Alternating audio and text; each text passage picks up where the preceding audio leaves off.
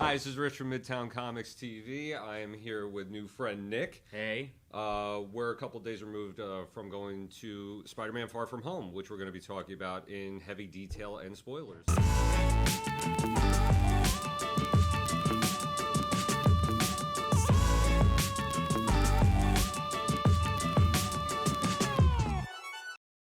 We want to give a quick thank you out to Marvel. They invited us using the Marvel Friends and Family screening that was in the city. It was wonderful. Had a great time. You know, everybody there. It's great seeing that movie with industry people because they should be the most jaded. And they loved it. Oh yeah, keep in mind it's their characters, so it's wild. We love the movie. We were going to talk about heavy spoilers. So once again, if you're here, turn back now. Yeah, if you haven't seen the movie, go away. Go away, come back later. For people who did see the movie, first of all, like, share, subscribe to the video, subscribe to Midtown Comics TV. We're going to be doing this type of stuff pretty regularly. Yeah, so let's jump into it. Spider-Man has been in about 11 movies at this point. Yeah, give or take. Yeah, I mean, counting the old guys, you know. Yeah, and you're also counting Spider-Verse and all that stuff. Right. Now, how does this Spider-Man? This is compared to the other appearances in the MCU. Peter in this movie seems to have a better grasp of the Spider-Man persona, you know. But he's also wrestling a lot. And he's the first guy I want to talk about in this movie. What was your thoughts on Tom Holland's Spider-Man post-Endgame, post-Homecoming? What do you think about what they did with Spider-Man in this movie? I think, you know, one of the things that has always been really great about Tom Holland is that he has that boy quality that Spider-Man really needs. Like, we can't forget that this guy is still a teenager. He's still pretty young.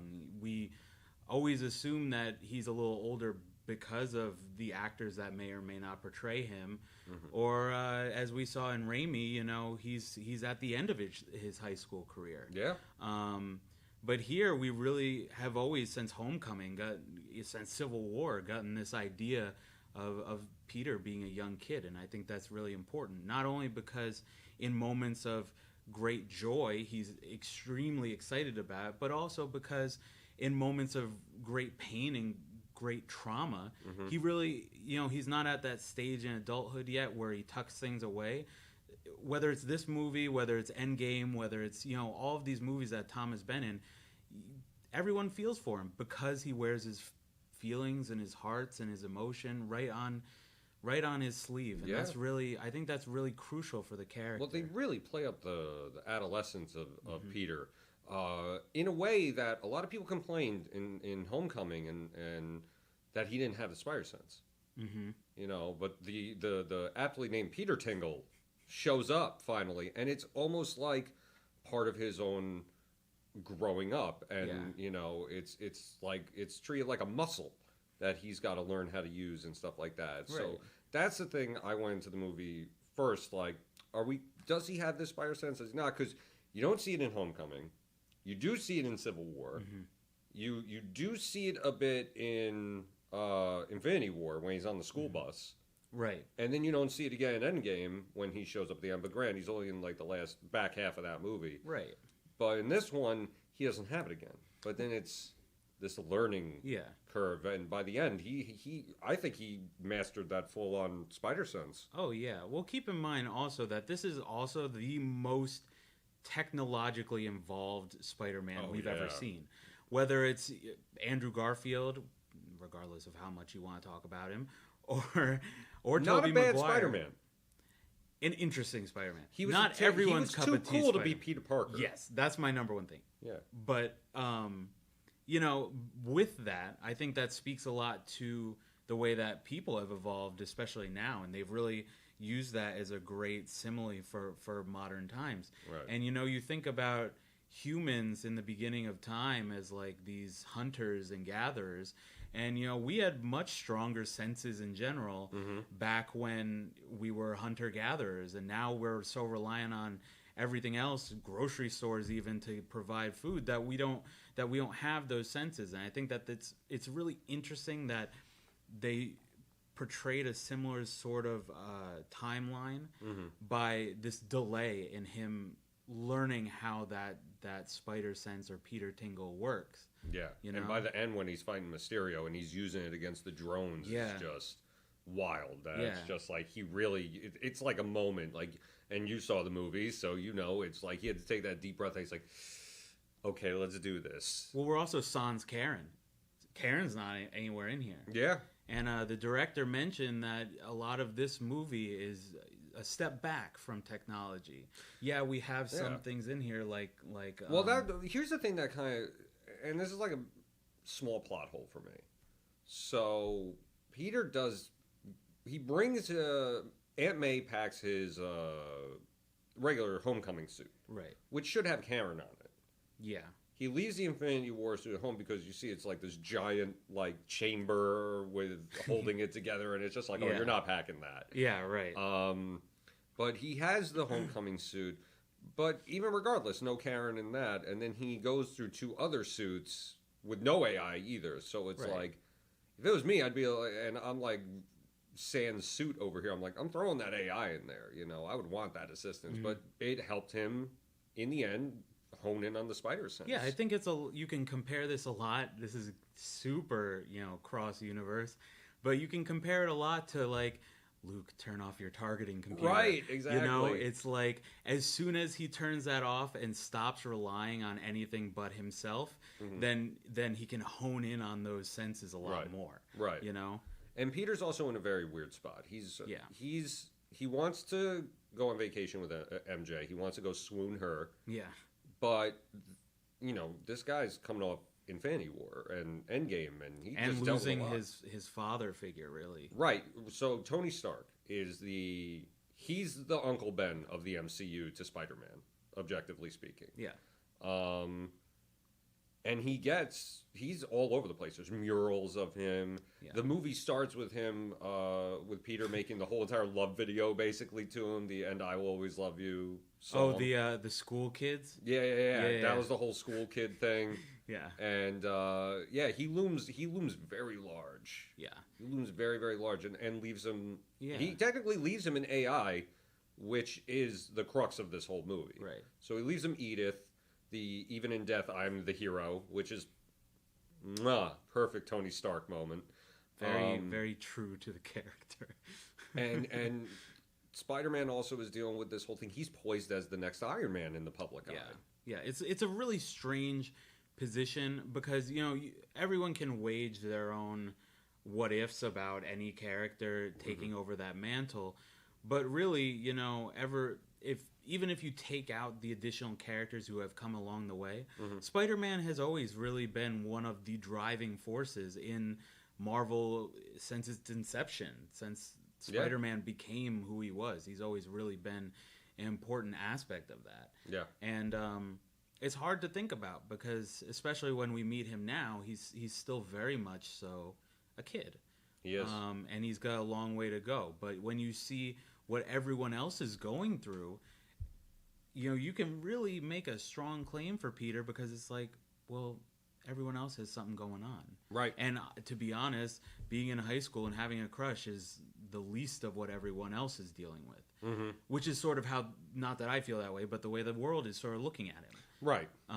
Which, of course, sends him into this hole of trauma, not just from the death of Iron Man, but also very much so because he has a huge bar to live up to and big shoes to fill. Which even Happy in the movie says, like, you can't live up to Tony. Yeah. Tony couldn't live up to Tony. Right. He second-guessed himself all the time, this, that, and the other. Yeah. Which was a great moment for Peter, because you actually saw him breathe that sigh of relief. Yeah. Yeah, which was fantastic. And I think, the MCU has played a lot with how do we make all of these crazy superheroes from comic books look and feel realistic. Right. In ways that, the Green Goblin in the Raimi versions didn't really fit.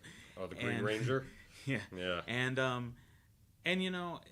they've done a really good job at that. And I think now we're starting to get to a real point where it's not just how do we make the suits and the armor and the costumes look similar to how they would if they were made in this real world, but also what are real world effects that these people are having. Right. And definitely, like, you know, we've seen trauma, PTSD, these things sort of brought up in the past, whether it's Iron Man 3, Iron Man after the Avengers, Thor in Endgame, even Captain America and Winter Soldier. Yes, you know, definitely. He's dealing with Bucky, and he's dealing with like being a man at a time too. So you know, everybody. That was the thing about Marvel and DC is, you know, DC. How was it described to me? Marvel is you. That's you dealing with a problem. DC is like watching your parents deal with something. Like, you know, they got it. You know it's going to pan out. Whereas in Marvel, it's like you're right. They're your peers, kind of. Which, if you know, that goes right along to, you know, we're definitely jumping ahead, but that really is the massive feeling towards the end. It is not certain what's going to happen. It is not certain that he's going to be okay. Yeah. And that's definitely a major plot device that they use the entire time is this realism of real world effects and how these people deal with this. Right. So yeah, I mean, but Peter in general, the whole movie, even with the PTSD and all that stuff, like he is Spider-Man in this movie. Like, he feels the way Spider-Man should, more I'd say than the Raimi versions, more than the other versions. I mean, I think the only thing it's comparable to is really Spider-Verse, like as far as like that's Peter Parker. Yeah, because definitely the comparable thing where you go into something like Spider-Verse is that for not only was he obviously easy to make as a young kid because it was animation, but moreover, they gave that kid in that movie, they gave Miles a lot of responsibility. And that's sort of the big theme about Spider-Man. It always has been. The great power, great responsibility. Yeah, and it's not... I think people hear that, and at this point, you know, it's sort of overused so much that it goes in one ear and out the other. But it's not... It's advice that's told Spider-Man. It's not necessarily how Spider-Man deals with things. Right. And that's an important thing to remember, because, you know, the big thing about heroes is they try. They might fail, but they try. Yeah, you gotta try. I mean, he's trying to fight the elementals. Right. And the elementals. Yeah, the elementals. And it's even in this version, it's like, how do you fight a giant lava monster that Mysterio is telling you is going to eat away at the entire Earth of the core, and, you know, and fighting the water thing that we all thought was going to be Hydro Man. Turned out not to be. Wanted to be Hydro Man. Would have been cool. You know, setting up some Sinister Six. No big deal. But he's fighting these insurmountable odds, but then here comes this new figure, Mysterio, who promotes himself out of Universe 833 and calls ours 616. He's a cool character. Yeah. Like, he's definitely one. Here's the thing I like about the Spider-Man movie so far in the MCU. Most understandable / like interesting villains in Marvel movies, outside of, you know, your Winter Soldiers, your Lokis and stuff like that. Well, they have real stakes. I think even when you go back to Loki, you can see, you know, it's a little bit more exaggerated of a situation, but they really go back and expand on the crux of what that origin made them to be. I think the really important thing about the MCU is that they... You know, we've seen a lot of superhero movies at this point. It's 2019. Right. At this point, we're oversaturated, especially with the idea of origin stories. Yeah. That's, you know, we've seen so many origins, sometimes the same origin over and over again. But I think the thing that the MCU has done extremely well is they've really punched in on what's the villain's origin story. Yeah, no. What is the motivation here? And in this, we see it goes all the way back to 2008. Well, here's the thing. In some characters. In some characters. Now, before we jump into actual Mysterio, what did you think of Jake Gyllenhaal? Okay, so as Kristen, our other marketing associate, said, I'm not always the biggest fan of Jake Gyllenhaal. My friends know that. I'm pretty vocal about it sometimes.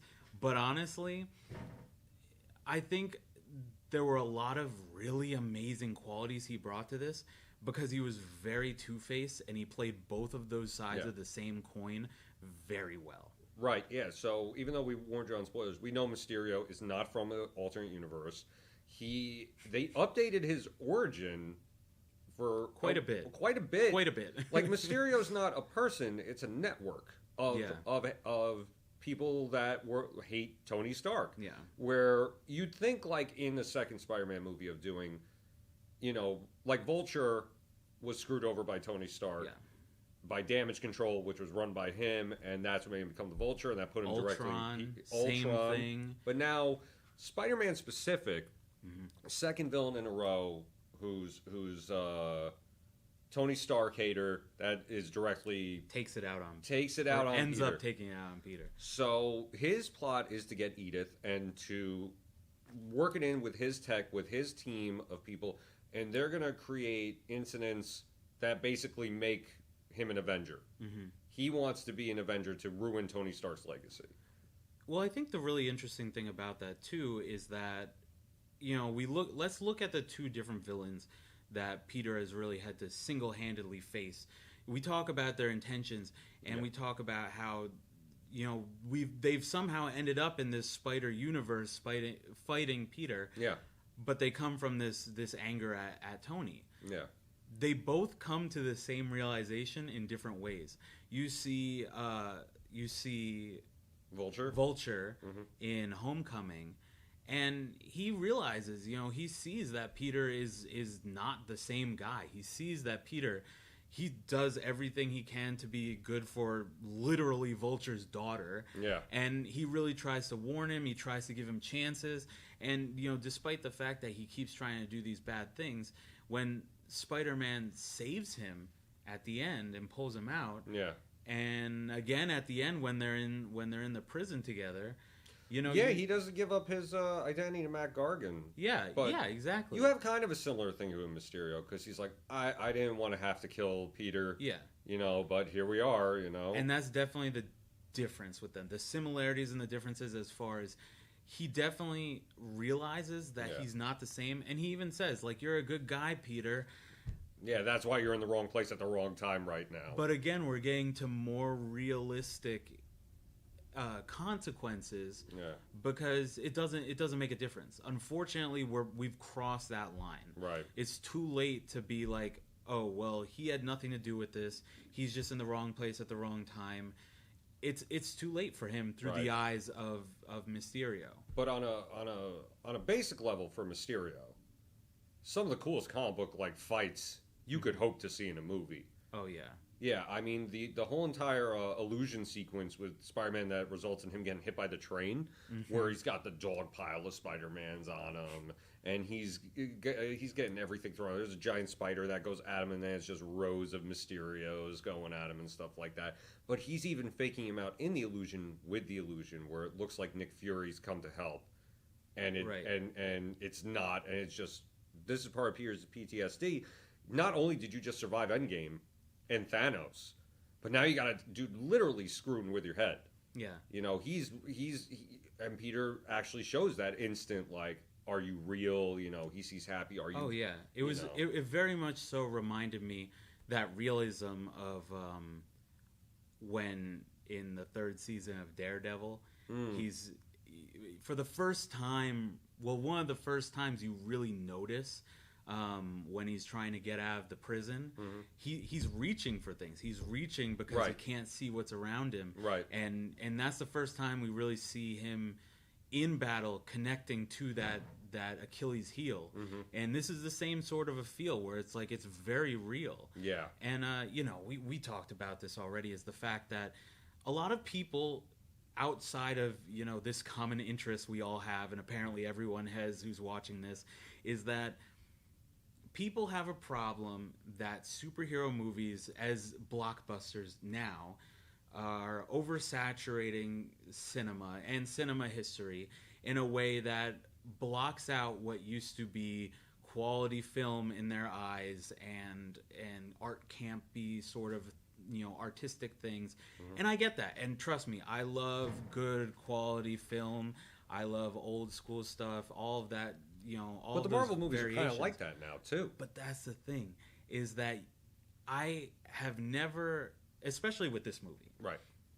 I have never gone through, or at least very few times, gone through the range of emotion, right, that you felt in this movie. Because at times it was hilarious, at times it was deeply sad, and in times where you went into those illusions that were cast on Peter, yeah, it was a little messed up. It was truly horrifying. Yeah, it was genuinely scary, even just to be there. I mean, maybe I mean, we saw it in IMAX. Thanks again to Marvel, but but it definitely makes you. It gives you a strange feeling just even watching it, because it's it gives you that paranoia that he's feeling in the moment. Right. I mean, the movie ticks all the boxes. Mm-hmm. You know what I mean? It checks everything that you want out of a movie. And you're coming into it something after Endgame, basically being like, man, how do you wrap a lot of that up? You know what I mean? And we'll get to that. But I want to first, we talked about a little bit about Mysterio and Spider-Man.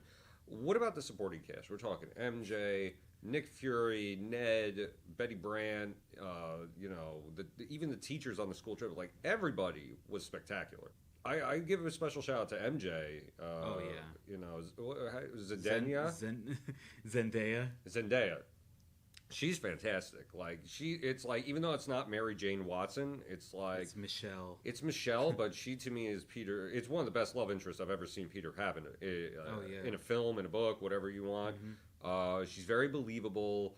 I like that she's not like she has it figured out, but it's also like she doesn't 100%. Mm-hmm. So, and she's not afraid to like thank herself for it. And she feels very much like Peter's equal. Oh yeah. Like she's awesome. And if we're going, just going through MJ first, I think the interesting thing about MJ too is, a lot of people originally when Zendaya was cast had issues with that because they're super used to like ginger.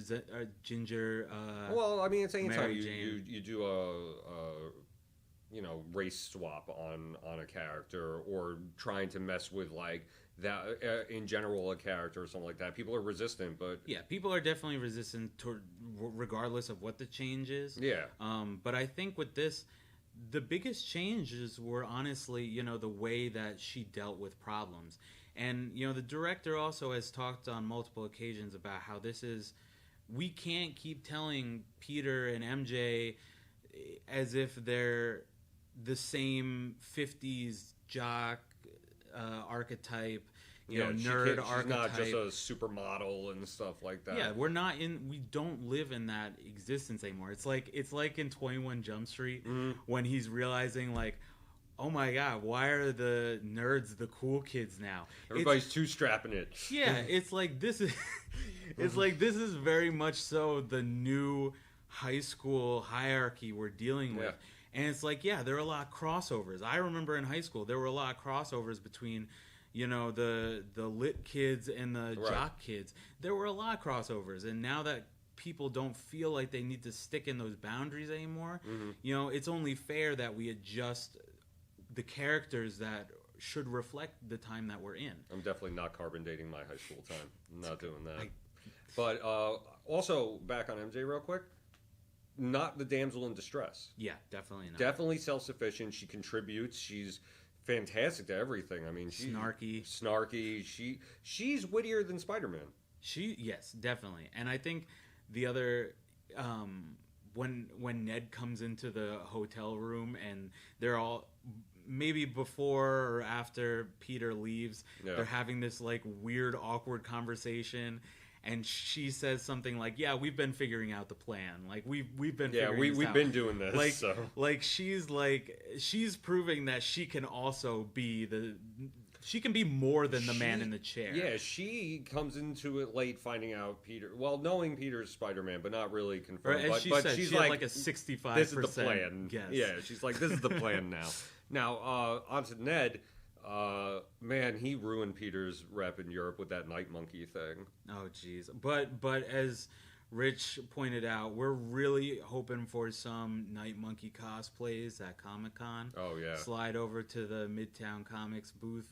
Monkey NYCC. We need to put that out. Yeah, Night Monkey NYCC. NYCC. That's the new hashtag. Now, Ned does that, and just to touch on it real quick, a lot of cool Spider-Man suits in this. Mm-hmm. And ones that they only glossed over. Yeah, I mean they glossed over ones, but that nobody's gonna tell me that suit, the Night Monkey suit, is not the rip on the Noir suit. Yeah.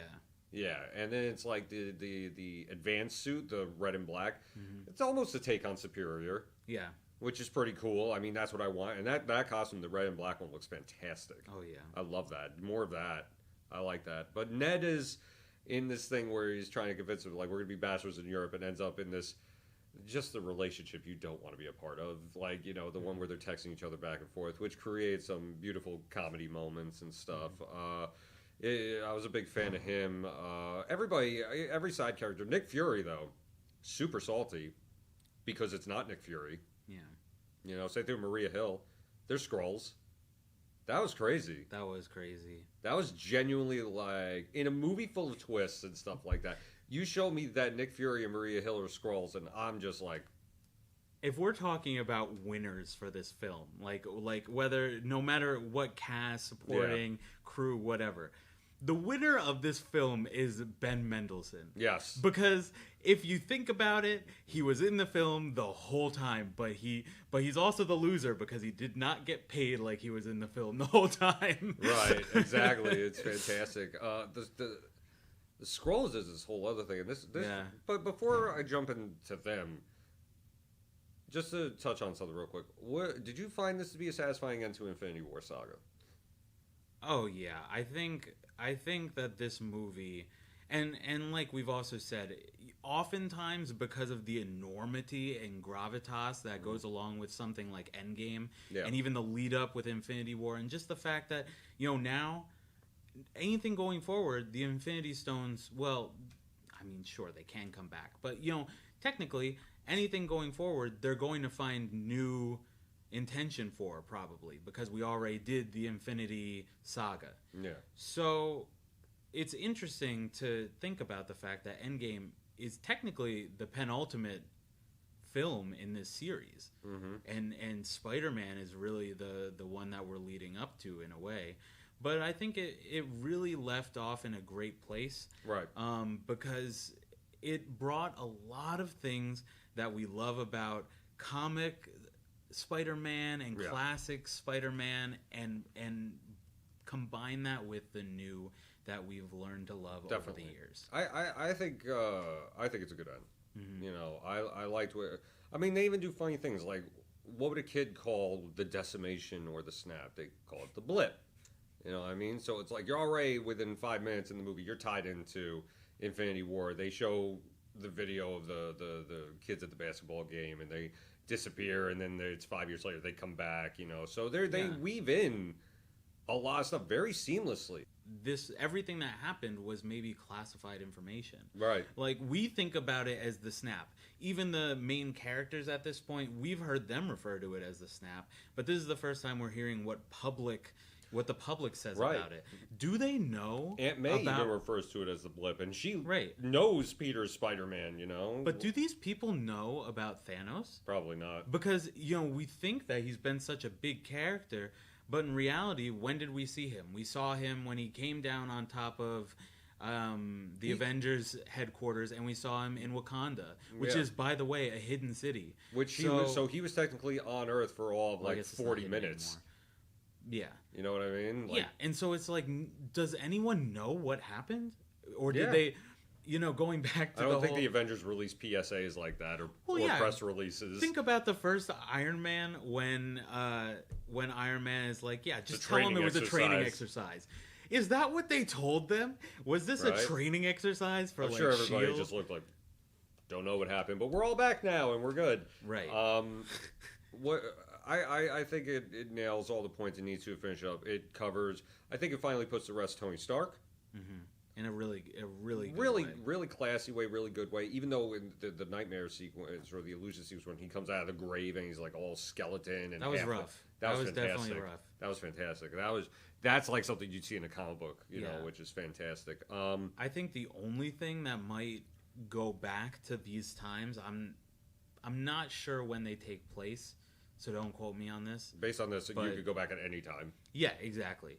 But I'm curious to see where the Falcon Winter Soldier Hulu or Disney Plus. See, I'm curious about that. I'm more curious about where Black Widow goes. Yeah, well, I have a feeling that that's going to be like the Widow ultimatum, and we're going to go back, and it's going to be like this James Bond. Right. Like, but Marvel doesn't do stuff for no reason. So what's going to be in that movie that's going to matter later on? Right. You know what I mean? Yeah, that is definitely a good point. Whether it's rumors of like Taskmaster or whoever. Honestly, I hope that it gives Raynor a little bit more substance to go off of. I hope. I know that. Oh, you think Hawkeye's in the movie? I don't know how much that They gotta talk Hawkeye about would be Budapest? in it. Yeah. But I really hope that gives him something, because as a lot of other hosts have covered, is the fact that I think everyone can agree they love Rayner. Yeah. He's an award-winning actor, but I just don't. I agree with a lot of other people who say that he hasn't been utilized in the best way in this series. But I digress. You to digress. the rest of the MCU. So let's ask now, and this is going to be like, does this do a good job setting up future movies? The first thing I want to bring up, because to bring it up is like every door that was closed in this movie, a new one would open. Yeah. Peter's talking to Skrull Nick Fury, and they bring up some of the other Marvel heroes from Endgame. And he's like, can't use Captain America. He's gone. Iron Man's gone. Thor, off-world. Nobody knows where he went. And then they bring up Doctor Strange, unavailable. Then Captain Marvel, and Skrull Nick Fury says, don't even invoke her name. So something goes down, I guess, between... First of all, let's talk about the Skrulls even being on Earth. Like, they all left Earth in Captain Marvel, and now they're back, and in the roles of some very prominent people. Yeah, and it's been close to, like 20 years since we've seen them, technically? Yeah. What were they? They were around in the 95. 90s? In 95. It was 24 years ago that we last saw the Skrulls. So we can, it feels like yesterday because the movie just came out. Yeah, movie Captain just came Marvel, out. But it's like, what'd you do, Captain Marvel? What'd you do? You know what I mean? Or what did the Skrulls do? Something happens, but I'm curious. That's definitely some next phase setup going on right there. I feel like there's no way it's not. I also feel like, let's just dive right into that first after credits scene. The after credits scenes are really the meat and potatoes of does this set up the future. First one is in the greatest moment of fan service you'll ever see in an MCU movie. Absolutely. J.K. Simmons coming back to be J. Jonah Jameson one more time, possibly. Could be more. Hopefully more. Hopefully more, because he's fantastic. So Peter and MJ, of course, they defeat Mysterio, and that is so layered it's not even worth getting into. You saw it, you're probably just as drained as we are from it, still, days later, but Peter drops off MJ in the first after credits scene in the middle of, not in the middle, by Times Square, by Madison Square Garden. It was by Madison Square Garden, right? Yeah. So screen comes up with dailybugle.com, and wow, isn't that familiar? Yeah, right. And then here's J.K. Simmons screaming about Spider-Man just out of nowhere as J. Jonah Jameson. Sounds very familiar. It was perfect. It was everything you would want an after credits scene to be. I can't think of a better after credits scene, but it leads into Mysterio had left this footage and ousts Spider-Man's identity as Peter Parker, full picture of Peter and everything. Yeah. And definitely, part of that is, as we were talking about Mysterio being not just a man, but it's a group of people that have an agenda. Right. We see the one scientist from Iron Man 1 take the flash drive, which another guy that hates Tony Stark. Yeah, which we assume inevitably is this footage. Right. And, I saw a lot of questions online of people saying, even before the movie came out, are they going to hint at Osborn in the Sinister Six? Right. Is this guy a member of the Sinister Six? Right. Is this how this organization is born? But did Mysterio die? Well, Mysterio can be any one of them. He can be any one of them. That's a good point. And the other interesting thing is, I know you've said that, one of the really interesting things about Spider-Man versus a lot of other heroes is that it doesn't matter who Spider-Man is, which is why there's so many variations of him, because he has the mask. Right. And it's not about who's under the mask. It's about what they do when they're in the mask. Well, that's kind of the premise of him in Europe is the fact they gave him different costumes to be like, Spider-Man can't be here. But this other guy who might look like Spider-Man can be here. You could be European Spider-Man. But you take Night Monkey. Right. Take that contrast, and you see a very classic-looking Mysterio with the fishbowl thing going on. But he has the whole fog thing inside of it. So no one other than the select few who saw him take off Peter the mask, and Nick Fury. Yeah. None of them actually, no public person saw him under And can we give except for maybe the end? Maybe the end, but can we give a special shout out to the fact that he's not actually wearing a costume? He's wearing one of those green screen digital suits that they use in the movies to put a costume on. That's a whole feel. That's a mood. Honestly, to talk about Mysterio's updated origin is like its own 45-minute thing because it was done so well, and there's so many intricacies going on there with him between the use of the drones and kidnapping Edith, and Mysterio's just a projection. He walks out of the space and he's in the gray while the Mysterio suit is still there. And but how meta is that? It's so meta. How meta is it that Mysterio's just meta in general in this movie? Oh yeah, and we're living in a world where, as I said, people bag on superhero movies because they're not real and they're not artistic and it's all CGI. Right. And here we have a guy who's literally trying to take a real world theme and use it to manipulate the people in his world and be like, look, I'm a CGI hero and I can be just as heroic as Iron Man or Spider-Man or whoever, and I can make it look like I'm doing all these things, and you'll love me just the same. Well, yeah, the lines he was saying was like, nobody listens to you if you're the smartest person in the room. They listen to you if you have a cape. They listen to you if you're a hero. He's also kind of a metaphor on politics nowadays and stuff like that, how it's just like people don't take things at face value anymore. Yeah, I think the first credit scene is so fun. It is. Mostly, not just because of... It bridges so many versions of Spider-Man in the movies together, too. But also because this is, we saw Spider-Man swing through the city in Infinity War when we were going to... He's actually swinging around in New York, which is fantastic. Right. But keep in mind, when we saw him in that, we were watching him with the rest of the crew. Mid-fight. Trying to get Benedict Cumberbatch back from all of Thanos' minions.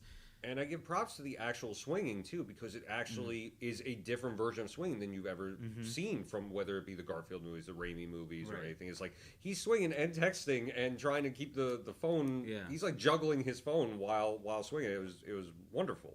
And this is very familiar in that way where you see the updated qualities of this, like taking a selfie. No one ever saw Tobey Maguire take a selfie while he was swinging. Yeah. But no iPhone then. Yeah, right. But at the same time, it's like it's such a real quality of Spider-Man, that carelessness of, he has these big challenges he faces, but in between those times, he's swinging through Manhattan, through the skyscrapers. We see him a lot in Queens and Homecoming. I think he's exclusively in Queens. Yeah, except for the end when he comes to the tower to accost... because Stark Towers is where the plane... Even then, he doesn't make it to the tower. He gets on the plane and they go to Coney Island. They crash in Coney Island. You're right. So this is the first time you really see him in Midtown swinging around, which is a really nice feel. It's also one of the rare times you get to see Tom Holland Spider-Man having fun. Yeah, and talk about reality. Yeah. For the first time, we see... Spider-Man's partner who's like, nah, I'm not doing that again. Oh, yeah. MJ's like, that was her. When you see it from her perspective, her hair's all messed up and everything. Yeah, right? It's everything you believed it should be. So the second after credits scene involves what you called out, even in the middle of the movie, you're like, sword! Oh, my God. That really excited me. Yeah. And I don't know, that's probably the biggest, nerdy Easter egg there is. Honestly, I'm sure there's probably a million more that we missed. But I think something that's so interesting about the final end credits scene is that for a while now, if you've been keeping up with everything in Agents of S.H.I.E.L.D., a couple seasons ago, they first started to experiment with going up in space. They had a lot of extraterrestrial foes to deal with. And a lot of people thought that was hinting at what would it be like if S.H.I.E.L.D. turned into SWORD right now. And for anyone who doesn't know, SWORD is this super awesome counter organization to S.H.I.E.L.D. It's a counter organization that works... evolution of S.H.I.E.L.D. It works with S.H.I.E.L.D. As a separate entity, but it's another acronym. And it's basically the space version of S.H.I.E.L.D. protecting Earth against extraterrestrial beings. Also, fun fact, Sword was created a couple years ago by director / comic book writer, if anyone didn't also know that, Joss Whedon. So that's a pretty cool thing that they could weave into there, right? Now, the thing is like, I'm gonna say this because it was for me, it wasn't for you. It was almost too deep of a cut. The whole Sword thing. Like, I was sitting there like, whoa, Nick Fury's in space with the Skrulls, and you're like, Sword, and I'm like, what? You know, like, So, I think the first end credits scene definitely cast to that the wider audience, whereas that second one is like, if you stick around and you are deep into the Marvel stuff in the comics, like you get the double payoff, and that's rare because Marvel really doesn't hit you with 2 after credit scenes that land. You know what I mean? Yeah, usually one's pretty goofy, one's for jokes, like pretty big. I was so waiting for Captain America again. These were very weighted. Both of them were very weighted. I was ready for Captain America to be like, patience. Yeah, right. The gym recording. Ooh, that got me good the first time. Now, just to wrap up real quick, because we got a lot of run around. Let's face it, you can talk about this movie for We're going to have reviews out. We're going to have posts out. Check our Instagram, our Facebook, our Twitter. They're all Midtown Comics, at Midtown Comics. So definitely check all of those out. Yeah. This is not the end. We're going to keep talking about this. We might have another one after we feel out some of how you guys felt about this. We need everyone to see it so that way we can talk about it all as like a bigger group. Plus, it's like you're always welcome to comment. You always can leave us comments and let us know what's going on, what you thought, how wrong we are or something like that. All that's welcome. If you tweet at us about this or DM us on Instagram or whatever, the next video we do where we talk about sort of how people have reacted to this, we'll try and pull back. If you guys send out any messages to us, we'll try and pull those back, throw your handle in there, give you a little street cred. So keep your eyes open for more things on this topic for sure. Absolutely. So I'm going to ask you one last question. Shoot. Who do you want as the next Spider-Man villain? That's really tough. Whew. You go ahead. I'm going to start by saying the one I want, and then like the realistic expectation. What I do want is Spider-Man and Venom. Even if it's not Tom Hardy, even if it is Tom Hardy's Venom, and I don't hate his Venom, he's fun. Oh, you know, he's not a classic Eddie Brock, but then again, everything in the MCU kind of has a skewed version of a classic thing anyway. So I'd love to see Tom Hardy and Tom Holland fighting Woody Harrelson Carnage. But as far as a realistic one, maybe it's time to do Sandman again. Maybe it could be fun to do the Chameleon.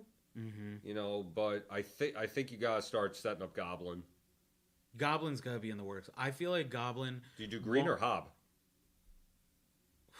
Green. I think you gotta go Green Goblin first. Yeah. I feel like the Goblin won't be the next villain, but I feel like the Goblin will be the end credit scene for the next Spider-Man movie. Right. Like the lead-in for the third one. Right. Because I feel like that's still super fresh. But the crazy thing is, too, you don't need to set up Goblin in Spider-Man. Yeah. He could be set up anywhere in Phase 4 that takes place in New York, because even in the first Ant-Man, they mention Oscorp. As somebody who wants to buy the Ant-Man, the Yellow Jacket suit. Yeah, and as people have pointed out in their own speculations, a lot of you have said that, well, who's going to take over Stark Tower? I don't know. Is it Oscorp? I did my own single cam for that one, because it was like, what? I'm going to do all the cams. Every single one, different emotion. Yep. Just like Spider-Man, different emotional range for every single one. I think that Avengers Tower is going to have to be the Baxter Building. I think Oscorp's already in New York somewhere. Yeah, that's fair. Just because you ain't seen it already doesn't mean it's not a thing. It's not like Spider-Man exists also. It's like Oscorp's here now too. You got to start setting up the Fantastic Four somewhere. But that's a whole nother thing. But I would like to think, as far as setting up for the future, I'd like to think we're leaning towards, I mean, if they're doing Sword, you can't really do Secret Invasion because it's kind of redundant. It's kind of pointless. But I would almost like to see the Dark Avengers. I'd like to see that start to get set up a little bit. Well, I think that's definitely an interesting, whether they made that a fledgling new organization, the next one, or, the idea of multiverse and 616 and all these other universes in the trailer, people were freaking out, but that was a super red herring. Technically, 616 was only before this scene in like one of Skarsgård's weird on chalkboard the things board in and Dark stuff. World, but they already said that this is separate from the comic book 616. Well, they So- also do fun things like, in Thor they had the gauntlet, and then they revisit in Ragnarok like it's not real. You know? right. So they're able to retcon things fairly easily. Yeah. And they retconned all of Mysterio being at the MIT thing. Oh yeah. He was. Oh, by the way, if you haven't gone back, he is not in that scene. I checked for you. Yeah. See, doing the research for you. Yeah. So that's yours. So yeah. yours is What Venom? do you? I want Venom, but I think you gotta go Goblin now. Gotcha. I think you gotta do it. And on top, I don't want Goblin to have some hatred towards Stark too. Mm-hmm. You need to get away from villains that hate Tony Stark now. We gotta see what the new intentions are. Yeah. And I think the interesting thing is it feels like we're going straight into who now hates Captain Marvel. You know, it feels like we diverted away from Peter again. And you could end up as with the Spider-Man Captain Marvel movie down the line. Yeah, I think that's very possible. You could do that. The way that they're setting it up. The way they interacted in Endgame. Yeah, and I think that Peter's setup with the scrolls in this really set up a good way to give her a little bit more foundation in ways that people wanted. Right. Because they really gave Peter a lot of substance in this movie, especially. So dense. So I feel like they're gonna try and counterbalance her lack of substance with his now full character. Mm-hmm. But interesting thing how you brought up, Eddie Brock and Venom, because the director actually said, because it was only like, when this video comes Kevin out, Feige said they're gonna like a week or two ago, they just asked Feige, like, what's going on with Venom? Is he gonna come through? And he was like, yeah, why not, man? Yeah. So that was super weird. But then when they asked, I love Kevin Feige. And then when they asked the director for this movie and Homecoming, same guy, he said, his exact words were something along the lines of, I would love to see I would love to see Tom and Tom together because they would really do something special. I believe it. So the fact that he's down for that is really cool. Yeah, that's it's got nothing but and with San Diego coming up, Comic-Con, we're gonna see some fun stuff. Marvel's gonna be announcing that phase. Is it phase 4 at this point? Are we past phase 4? I don't even know where we are anymore. I think we're in 5. We're going post Infinity Saga. I can't even keep up anymore. Honestly, I don't even really know. So what villain? I don't even really know who would be my main villain. That's pretty hard one to say. I think Green Goblin's definitely up there for me. I think Mysterio's tough to top right now. I think they nailed him as far as like a really likable yet threatening villain. Yeah, so, definitely. I mean, maybe you could do Kraven. Kraven could be fun. Maybe. Yeah. Kraven could be very fun. Somebody who's just like hunting you versus just like a reactionary thing. Like he's coming with the specifics of like, I'm going to hunt this guy. Well, I think along the lines, similar to what you said about the Dark Avengers, right, would be this sort of set up, this reality of, anyone can tarnish your name at any point in time. This really spoke a lot, just, not to get crazy, but this really spoke a lot to cancel culture. Right. In a way that is very relevant right now, whether it's YouTubers, whether it's celebrities, whether it's people that, mass ways that these are happening in schools. Mm-hmm. It really spoke a lot to cancel culture and where are we going to go from here and what it's like to be on the other side of that, especially when it's not a realistic situation and where we're going to go. I think a lot of what's going to be interesting going forward is, are we going to have like a dark Spider-Man who's going to, really try and dig that tarnishing name into Spider-Man even more than it already is. Yeah. I'm saying they're bringing a new villain in. Like we don't know whether that Peter Parker's Spider-Man right now. Like everybody in the world's not going to be gunning for him. Like going back to it, just because I really loved it. Let's talk about Daredevil season 3. Let's have a similar thing happen where we have a villain throw on the exact same clothes, look exactly the same, and just screw everything up. That's chameleon, baby. Because the only way, because we're already digging this hole for Peter, it's just going to get worse from here. There's no way that it can just like stay at the level that they set up and then it slowly gets better. It has to get worse. See, I'm more curious to see how. And I know this is like we're talking 2021 Spider-Man at this point, but how do you get out of that? how does he get? How does May, MJ, Ned? How all of his conspirators get away with? Yeah, that, exactly. Like, It's gonna be. It is gonna be feasting season on Spider-Man. Next couple of appearances. Yeah, it's definitely. It's gonna rough. be. It's such a good time to be a comic and Marvel fan and all that stuff. It's so good. All right. Even though it was supposed to be a short review, this is our initial thoughts. Fantastic. We're gonna be talking about this movie for a long time. Like we said, we're definitely gonna do a bunch of stuff. Yeah. I just got an assignment for a review of this. I'm gonna talk more about Edith, more about Sword and how it relates to comics, because we're Midtown Comics. Yep. So we'll dive back into this. Definitely check out Nick's reviews on this through the website, the blog, through our social media channels. Once again, don't forget to like, share, and subscribe. Everything for Nick. My name's Rich. Oh, Rich, we can't forget.